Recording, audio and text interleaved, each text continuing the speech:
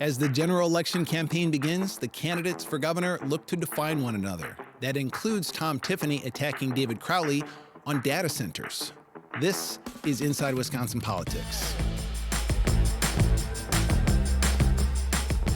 I'm Sean Johnson, here with my colleagues Anya Van Wagtendonk and Zach Schultz. Hey, you two. Hello. So it feels like ads are just always running in Wisconsin, swing state Wisconsin, where every election is so important.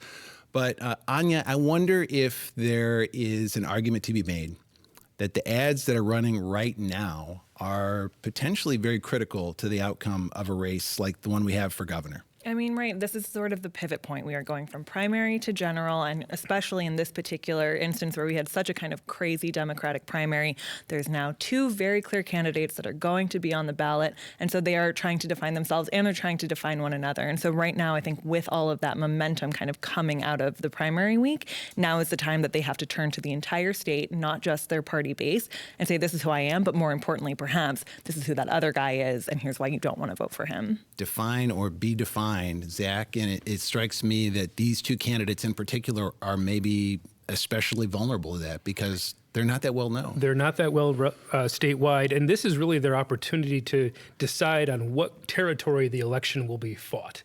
Will it be about, for Tom Tiffany, his greatest fear is this is an election on his connections to Donald Trump and the national economy and affordability or abortion or any of those topics that he really doesn't want to talk about. For David Crowley, it's absolutely, he doesn't want to have to talk about crime rates or doesn't want to have to talk about some of the executive decisions he's made in Milwaukee or some of the history of that county, and especially where he is on data centers. This is one of those pivot points that Tom Tiffany is trying to say, let's put the race in that category because I think that's an area that people want to talk about, and I think I can make it more favorable to myself, especially in the sense that he's not well defined in that area. Just as we were talking about, he's trying to create the definition of where does Tom Tiffany stand on data centers because it's not super clear. Yeah, I mean, with the caveat that we don't know how it's going to work, and neither does the Tiffany campaign, as far as wedge issues go, it's fairly clever. This is a relatively new issue to politics, so it's not defined in the way that some other issues are. You don't know exactly where the interest groups stand with the parties. So Anya, how is that playing out in this attack from Tom Tiffany? How is he going after David Crowley, trying to frame him? Yeah, I mean, he's trying to use his initials against him. He's calling him Data Center David Crowley, DC, as a way of trying to kind of tie him to this. And the way he's doing it is in a slightly convoluted way by saying that because David Crowley hasn't pledged to kind of roll back these specific tax incentives, that makes him more pro-data center. David Crowley is also kind of trying to split the difference a little bit and say, well, I support local control, so communities that don't want it don't have to have it. I would want, sort of tight controls and regulations and this kind of thing. But the other kind of interesting piece of how Tom Tiffany is handling this, so I went yesterday to an endorsement announcement for these environmental groups that are now backing David Crowley. And of course, environmental concerns are very tied up in people's concerns over data centers. And part of the way that Tom Tiffany is now framing it is that data centers are taking away farmland, and also because there's a push from Democrats to have sustainable energy be sort of the backbone of data centers, he's also now kind of using it as a 1-2-3 punch of they're trying to take farmland not just to create data centers, but also to create wind farms and solar farms. And so he can kind of package it together in all of these things that will speak to Republican voters.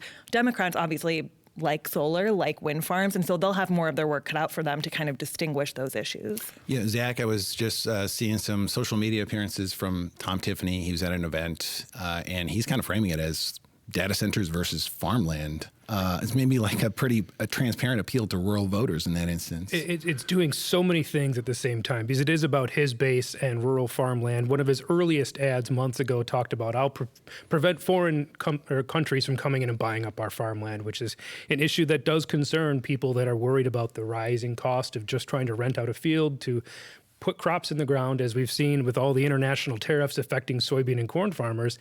They're looking for someone to blame, and if some of the cognitive dissonance with them is they don't want to blame Donald Trump. I've interviewed them, and they don't really want to blame him and his decisions. So if Tom Tiffany says, well, it's not his fault, it's over here, this is who you blame for your rising costs, well, they're more than happy to follow along if they're in that inclination to begin with. So it's definitely a way to do that. But what's another element that's fascinating is he's really trying to split off those Hong voters from David Right. Crowley and split the left, because we've seen elections where the far left and progressive left have sat out, maybe not in huge numbers, but enough numbers where potentially it does swing an election. We saw that with Hillary Clinton. We saw that with Kamala Harris. And they're trying to repeat that pattern with David Crowley. If they can paint him as more moderate, more corporate, and less true far left, then some of those voters may go third party or just set out together. And that's one of the concerns, is he has to watch his flank, even though he won by being in the center. It's definitely an open question for me, especially because you at least get the impression that a lot of Hong voters are maybe not a politics first kind of voter. You know, they came to her because she spoke to them in different ways, more of a movement candidate. She would not want to identify with Donald Trump, but a movement candidate in that way. You get different people into the political arena. And, you know, one question that I think some of them had during the primary was, why don't more Democrats just say what Francesca Hong is saying? We're going to have a moratorium on data centers. I like the sounds of that. Why wouldn't David Crowley, Anya, just say, hey, let's put the brakes on these, and this data center issue is all taken care of for me politically? Well, politically speaking, data centers are not popular. The vast majority of voters, Democrats and Republicans, don't support data centers, or they certainly don't support them sort of coming into their own communities. But there is a real kind of question around the types of jobs that they can bring in, the kind of economic development possibilities there. And so I think, like, as a politician, you don't necessarily want to say, you know, categorically, I will not support a thing that could be a driver of economic growth, especially in some of these kind of hard-hit places in Wisconsin that are kind of hurting for economic opportunities. You know, another piece of this too is that a lot of the data center, a lot of the unions that back David Crowley are involved in data center construction. And so one of the things that he has said is that, you know, again, if a local community wants a data center, one of the things that he would want to see is that it has to be union built. That gets you union support, and unions are a pretty big part of how the Democratic Party defines itself, as being a party of the unions, and unions are a pretty big part of how Republicans have started to kind of make huge inroads with working people. So the union question, I think, is an untapped and unanswered one so far. And it seems like he's also raised sort of just the practical arguments during the primary campaign that, look, putting a moratorium on these things is not going to change the ones that are already in the works, that there's a lot of data centers that are happening or in development now that a moratorium just won't solve. So how are we seeing David Crowley and his allies, I guess you'd say, go after Tom Tiffany in this early stage? Or how is he presenting himself as a candidate for governor on TV airwaves? Well, Tom Tiffany is splitting the baby. He's doing a little bit of both. He's still continuing his "I'm an everyman who thinks of, you know, your rural farmland and your local schools." He's still running some of those positive ads to try and define himself. That was one of his goals, and one of the freedoms he had of not having a primary is he could spend millions of dollars trying to create a brand for himself as a Wisconsin guy, because his brand as a DC congressman is frankly toxic in the national political environment around. No one wants to say, I'm deeply connected to Donald Trump in Washington, D.C. No one from either party really likes that at this very moment. So he has to build a brand of being from Wisconsin. And he's got enough roots to be able to do it, and he's got the support to do it, and he's got the money to do it. And at the same time, he's starting to run his negative ads going after David Crowley in all these areas. Crowley, on the flip side, and his allies, we've seen from the Democratic Governors Association, are doing everything we expected to have happen, which is linking Tiffany to Trump and international and national politics, because that is their route right now, is to try and connect those dots for voters who may not understand that, because that is not a winning formula for Tom Tiffany going into the fall. Voters are thinking of those two together. And you know, we are now seeing, it was more than a week after the primary, David Crowley running his first ad where it's kind of biographical. The Democratic Governors Association ads were out right away after the primary and kind of seem to fill that crucial period when you want to be grabbing people's attention. What does it take for one side to win this definition war, Anya and Zach? I mean, it's kind of an open question, but maybe it's a simple answer. I think it's a sort of a simple answer in that the question is like nobody knows. Sure. Every sort of, political advertising expert I've ever spoken to has said, nobody knows why people choose Colgate over Crest or Crest over Colgate, but people spend billions of dollars to make sure that you pick one of those. And it's sort of the same with when you're voting. And so I think, we're seeing the negative ads, we're seeing the positive ads, like we're seeing just kind of a lot of different types of messaging get thrown out there, because what resonates with like a young, annoyed, Hong voter who isn't quite sure about Crowley isn't going to be the same thing that resonates with just sort of like your moderate person who hasn't really been paying attention, maybe didn't vote in the primary, but is going to vote in the general. And in any election where the difference might be 20,000 votes, as we often see in these general elections, you kind of need to get a little bit of each of those types of people. So, Sean, we've seen throughout history that there's a phrase that this time of year it talks about you can't win the election now, but you can lose it. So in your mind, what is the losing move from either one of these candidates, of what could they do to really put themselves in a hole going into the fall? One way to do it would just be to disappear. If David Crowley had no money, or his allies had no money and just been off the air for a couple weeks, that's dangerous territory. When you don't have somebody to answer the Tiffany attacks, you get in real trouble that way. And so I think the one thing you do is you just keep hitting those ads, like the Colgate and Crest ads, as Anya would, as she would characterize them. So that's one thing that we've seen from them. I think for Tiffany, it's also, though, kind of a critical period, because when the thought was this was going to be a Tiffany versus Hong race, which was conventional wisdom, a couple weeks ago, you had Republican donors around the country saying, sign me up. I want to put money into that race. I want to fight back democratic socialism, and I want a potential win in a swing state in a year when Republicans could have losses all over the place. I think the conventional wisdom right now is still that this is Wisconsin. Everything's 50-50 here. It's a race for governor. And so, yeah, it's winnable for Tom Tiffany, but he needs to maintain that perception that he can win this race, because once that perception goes away, the money's going to go with it. I got a more important question. What do we think about the way these ads look? How are the candidates portrayed in them? When they talk about data center David Crowley, the visuals are very striking in that ad. Yeah, and I mean, especially compared to, again, the sort of pro-Tom Tiffany ads, which are all like sunshine and backyards and pancakes. And his latest kind of, defining himself ad is him saying, like, I'll teach your kids to read, and I'll put money in your pocket, and a third promise that was quite pithy, and I am not remembering right now, as compared to the kind of doom and gloom of this person's going to come in and build data centers and steal your farm. And so it really is like these tonal differences, and as you kind of go between them, it really is like even just a color difference of sort of black and white versus Technicolor. The Crowley thing reminds me, okay, Anya, this is a very old reference, but Max Headroom, the kind of apocalyptic doom and gloom vision of the 1980s of our future, where they got kind of this kind of digital background, and then there's David Crowley talking up on stage. He was at a Journal Sentinel forum. They obviously doctored the background to make it look a little techno.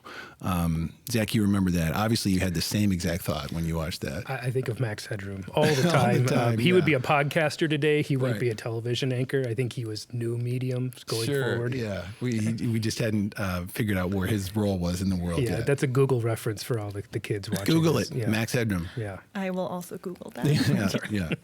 Old man memories here. The Democratic ads attacking Crowley, though, to me, it's funny, they have to portray the Tom Tiffany that the ads attacking Tiffany, if I said that.